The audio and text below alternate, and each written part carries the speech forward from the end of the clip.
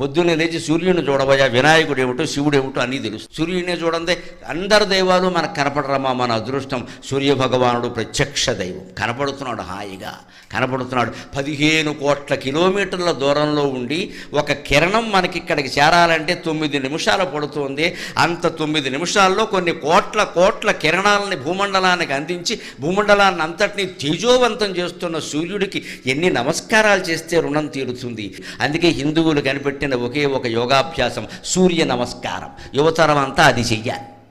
జమ్ము కాదు పనిలే. డాబా మీద సూర్య నమస్కారాలు చేయి. అది కొనడు, 4 యంత్రాలు కొంటాడు, పైకి లేపుతాడు, కిందకి తీస్తాడు, 4 రోజులు వాడతాడు. 4 రోజులు అయ్యాక దాని మీద తువ్వాళ్ళును బనీన్లు ఆరేస్తాడు.